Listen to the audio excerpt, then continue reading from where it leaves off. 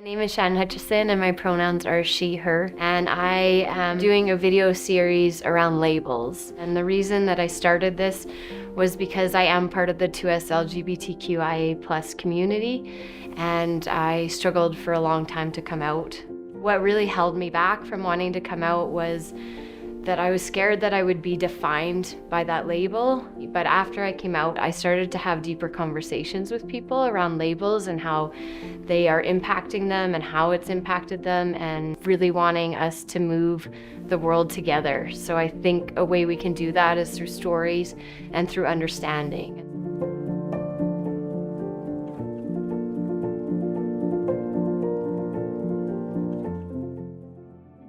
My name is Krisha Franklin.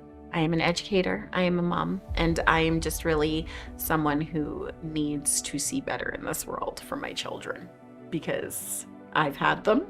So now I am responsible for ensuring that those little people have the best. What would you say is the biggest label that you hold that has shaped your life, that has placed obstacles on you? Black woman is the biggest label. It's a label that I was taught would bring many challenges. It's a label that, as I grew up, I became very proud to wear that label because I felt like there was just a lot of stereotypes that were placed upon us. I wasn't supposed to graduate and make it because my mom had me at 14, so naturally I was going to have the same type of relationship that she did. So being a young Black girl, our parents don't know about the education system in Canada. They don't know what expectations they can really place upon you. All they know is that you should go to school and possibly graduate. They don't know what comes after. Right. So knowing what everyone expects from a Black woman seemed like, okay, have a relationship, have kids, who cares about post-secondary? And I think just changing that narrative through, having the women in my family are absolutely amazing. Like, I was raised by a village.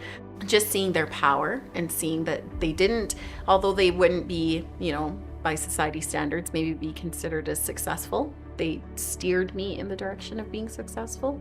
And I think just now, looking back at that label of Black woman, I don't think about it as such a negative thing as I did when I was in high school. And, being a dark-skinned Black girl was a big thing because there wasn't a lot of people that looked like me. And then growing up and just getting comfortable in my own skin, comfortable with their expectations, there as in my family, and my own expectations, it's just, I'm proud as heck to be a Black woman. That's amazing. That's my biggest label.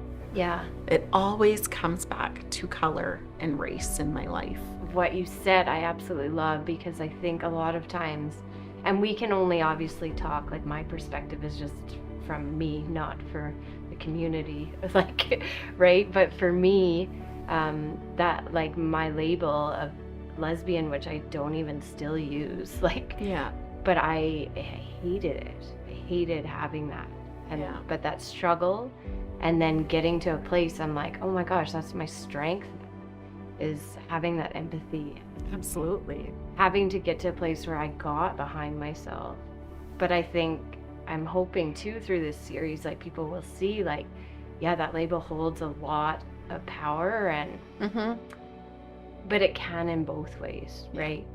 But the struggle is real. Like, the struggle is real. It's a real And that's struggle. I don't think we'll ever get rid of labels. It's just, No. It's human nature. It's the way of the world. We'll never get rid of labels, Yeah. but it's how, like, what you think of when you hear those labels. Mm-hmm. Like, when you hear a lesbian, Yeah. what do you think of? Like, Right. I just felt like with certain labels, like being a Black woman, it was always more of the negative things that were associated with it. Right. It was never, oh, we're angry, we're sassy, we're feisty.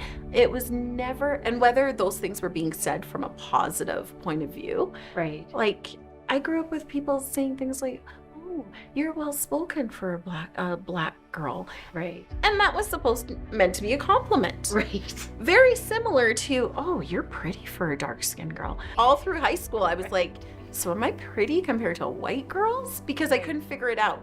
Yeah. Or I'm like, pretty, am I just or- pretty because I'm like, to this day, I don't know. I'm like, am I pretty compared to the norm? Like, what is the norm? So I think with those labels, it's just having the positive associated. I don't mind somebody labeling me as a Black woman. I am. Right. I am a Black woman. That's not why I'm angry. Yeah. I'm angry because you associate me with everything negative. Just like, I often thought and struggled with the whole black and white. Like, white was always good. Black was always, I'm like, how do you get rid of that? How do you think of Black and think of positive? Yeah. How do you think of lesbian and put a smile on your face because you're like, she's a strong lesbian. Right. And be saying it in a way that you're uplifting that person and not breaking them down. Yeah. So the labels, we are stuck with the labels. Yes. It's just how we start to really associate and build up from them. And that's why I need to build up my kids. Right. Because I know those same labels. I've already seen it begin. And my oldest, she's dark. She's dark. My younger, not as dark. Okay. And within the Black community, there's still a lot of colorism. Right? There's colorism there. So I need to build them up to understand one is not better than the other. Your skin color is not like what makes you. I'm sorry. It is a label. Yeah.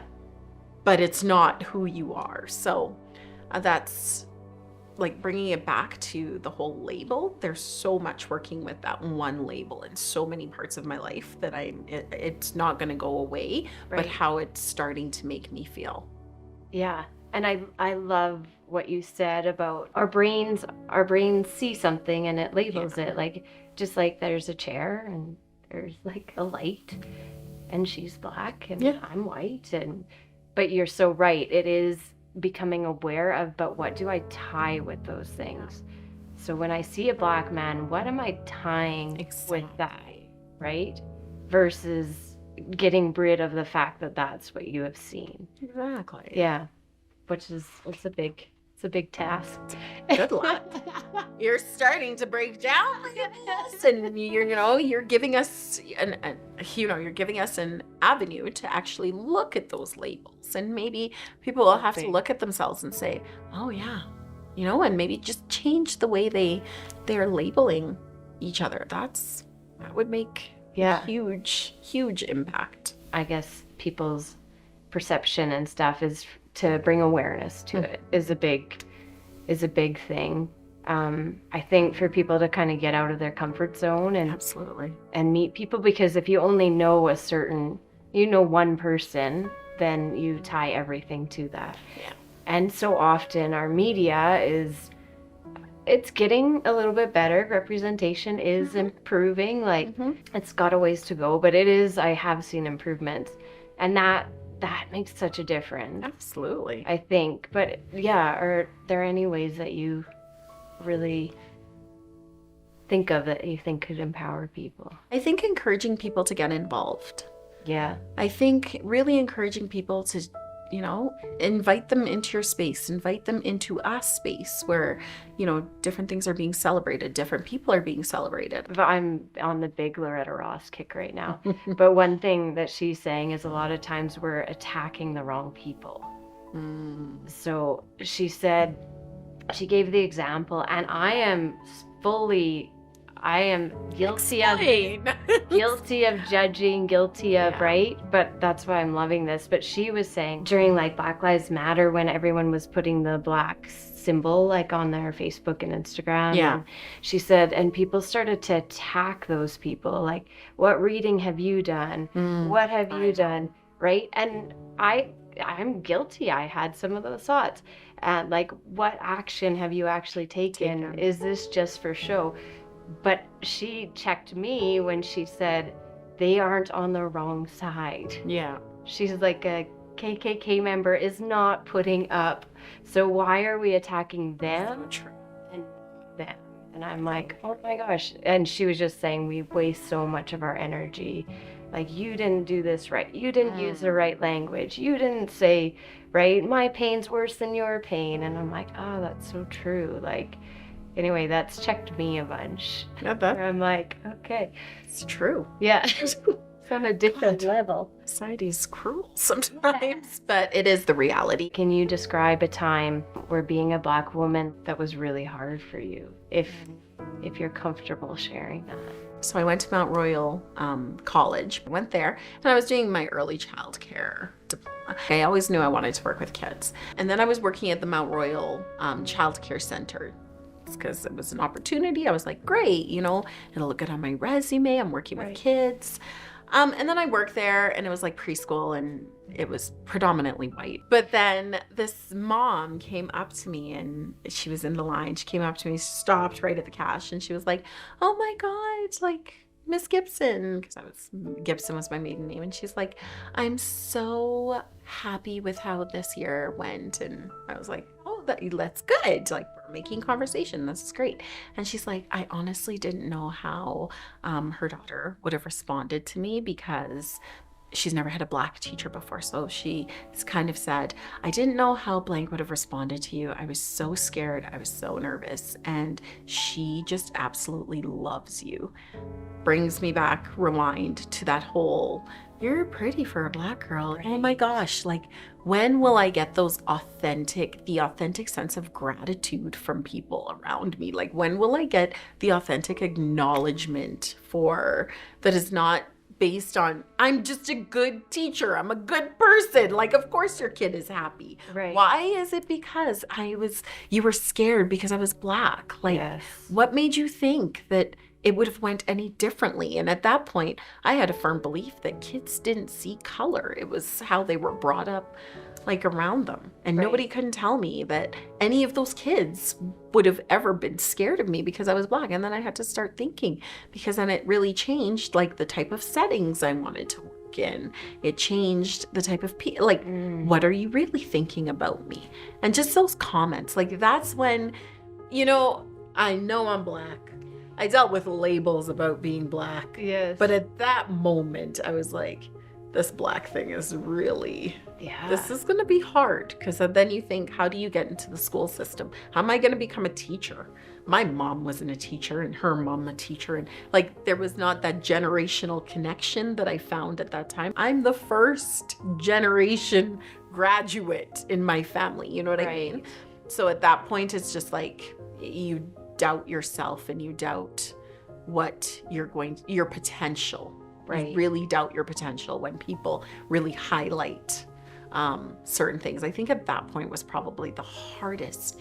And just my entire post-secondary journey, I felt like I didn't have anybody around me that really looked like me. So it's like going home and like crying on the train because I just didn't know what counselor to talk to or, you know, what classes I needed to take to get where I wanted to be. There was no one to ask those questions. Right. And it was my mom. I would never tell her how unhappy or how stressed I was, because what was she going to do? Right. Like, how was she going to get me the help that I needed? And that like 3-year span of just transitioning from high school to having experiences at Mount Royal really lent its way to some of my roughest years.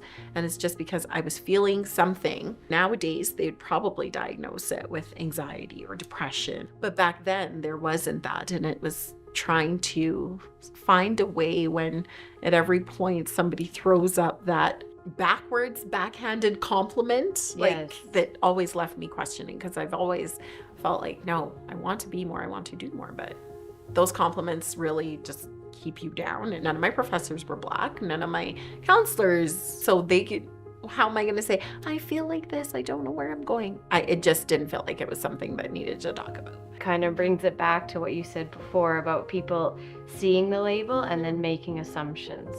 So that woman seeing, okay, here's a Black teacher, making assumption or not being quite aware that, like, okay, what are my assumptions around here? Do you think in that moment with that woman in the school, would you have wanted somebody to say something? Like, if somebody was standing there, would you want somebody to say something to her? Like, I would have wanted to say something to her. Yeah. Like, she's still one of my biggest memories of that time. Right. Like, I would want to say to her, like, what makes you think that she would ever have a problem with me? Yeah. Like, and I struggle because I don't feel like she said it maliciously. No. Like, right. there was no malicious intent. Yeah. Like, she 100% felt like she was complimenting me. Yeah. But it's just my head and the gears that just turn and is like, oh my goodness, why couldn't you just tell me that she's happy and she loves me? Yeah.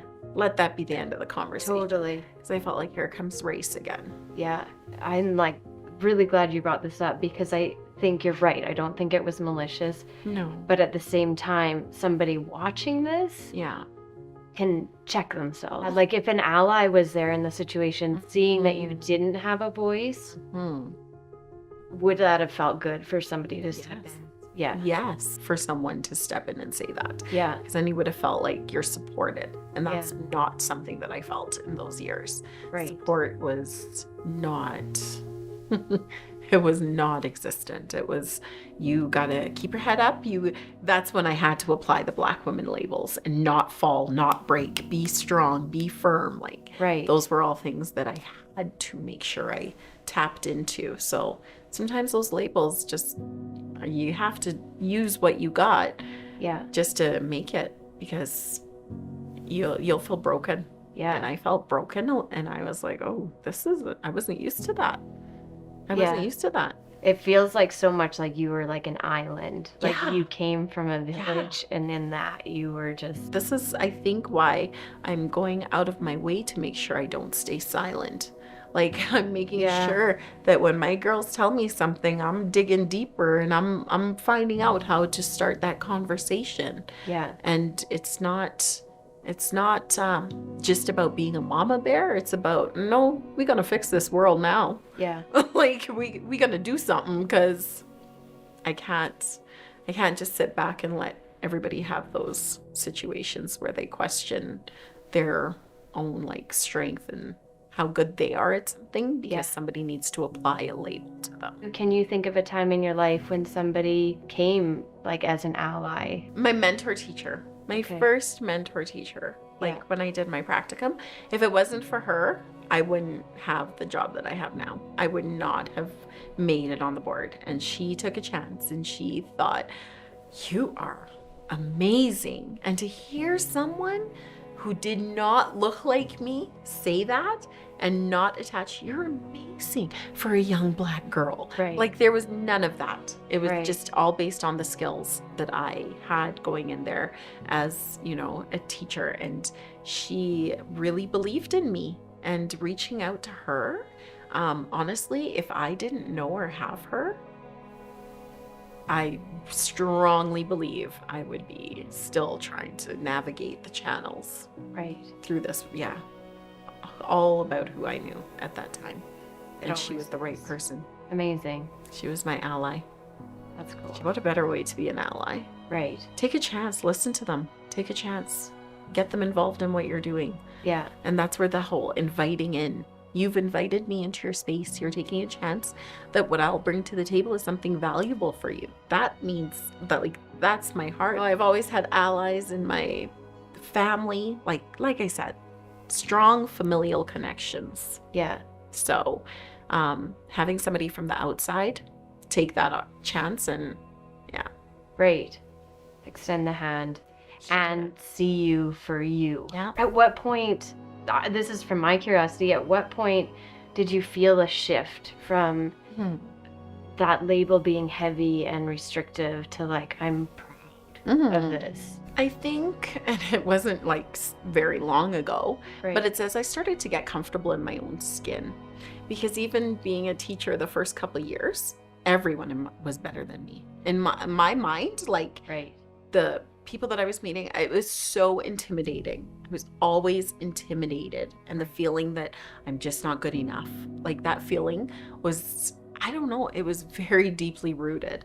And it's probably, I would say, 5-6 years ago where I started reading more and talking to more people and kind of learning more about what I wanted to see my future look like, or what I wanted to see my children's future look like. Yeah. I'm going to say motherhood was the shift. Okay. Because that's when I decided no one's going to, I was almost going to drop a F-bomb. No one's going to mess with me, and no one's for sure not going to mess with my children. Right. So motherhood was definitely the shift that That's beautiful. made me think, okay, how am I going to now change this world to be better for my kids? So that label of like Black woman, I wasn't focused on the negative. I was focused on how am I going to be a stronger Black woman for my children, because they're going to need a strong Black woman role model for them to become strong Black women and exist in this society. And then as they started to get older and things were coming up with Araya, like in kindergarten, kids not wanting to play with her because she's Black, and she goes to a predominantly white school. Right. And that was like, no. Yeah. Okay. Clearly, I had to get involved sooner than I probably even planned. Like, there was no definitive what was I going to do. I didn't know what I was going to do. I didn't know how I was going to even feel like I was making a difference. But then I started saying, I have to have the conversations. If I don't become an advocate for her, and then what happens? She feels like I did when I was 19 and in college. That's not going to happen, because now I know I can do better. Right. My 6-year-old at the time was asking, Mommy, do you think I'm pretty? Of course, you're beautiful. Why would you say that? Well, this so-and-so said I'm not pretty because I always have braids in my hair. Or they said I'm not pretty because I'm really dark. Oh, I called the teacher. And I was like, you know what? We need to have a conversation, because when kids are saying to my child, like, I don't want to play with you because you're Black, there's something wrong with that. They're in kindergarten. So I said to her, how are you talking about diversity and inclusion in your class? Yeah. I think that if you were spending time, maybe just talking, highlight Araya's differences, highlight other kids in the class who don't look the same. They are not all blonde and blonde hair, blue eyes. Right. Talk about different eye colors. Talk about different hair colors. Can we read some books from different authors with kids in the books that might look like Araya or other kids?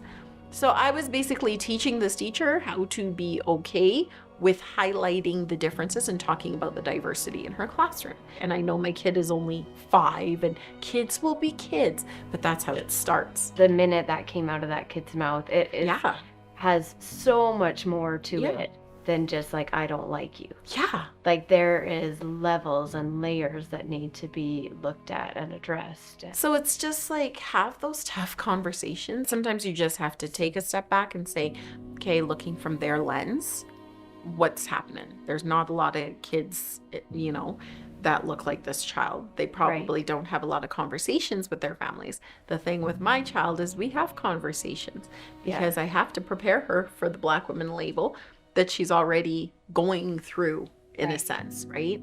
And with those, you have to engage and have her think and have her try to sort out where people are coming from. And I never want her to jump the gun and attack someone's opinions or attack someone's thoughts. So I have to do the same and say, let's have a conversation. Like, conversations are so powerful. And sure, someone can lie to your face all they want. They can lie to your face, but at least you know that I had that conversation. Yeah, and you can see the action. Like, it is in the action that you see. Absolutely. Yeah. Because sometimes people say the wrong thing, but their action is actually the right way, right? And you're like, okay. Like, I get excited.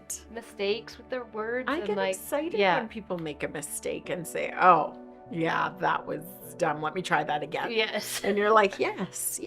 Because you're trying. You're getting uncomfortable. You're moving. Yeah. They're uncomfortable. It's good to be uncomfortable. Is there anything you want people to know about being a good ally? Like, and again, we can only speak from our experience, and every single person is different. So I feel like knowing people on individual levels is really important. Just hearing you sum it up into being an ally. Like, wow, powerful word, but in all honesty, just I would say to people, get involved. Learn, talk to people who don't look like you. Yeah. Talk to people who have a different situation than you do. Just listen to their stories. Be open. Oh my goodness, be open. Yeah. And I get emotional because I think about my children. I think about, like, I hope that they have a life filled with allies. Yeah. I hope they have people who are willing to give them the opportunity and willing to listen to them and just sort out, help them navigate. So I would definitely just tell people, like, oh, my heart swells at being involved. But definitely being involved, the older I get, oh, it brings me a different kind of peace. And just like, I feel it in my heart that Yeah.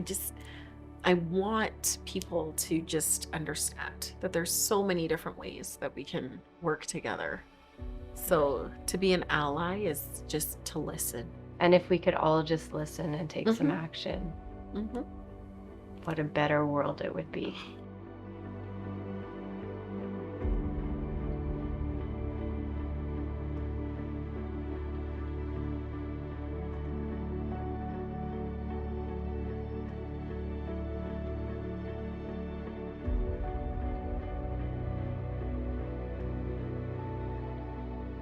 The big reason that we're wanting to do this is I think a lot of times people want to help. I like to think that people have good hearts. They want to help and they want to understand people, but they don't know how to take that step. Don't know how to be an ally. They don't know what questions to ask, what questions not to ask. And I'm hoping, like, through this series that people are able to watch it and maybe take that next step.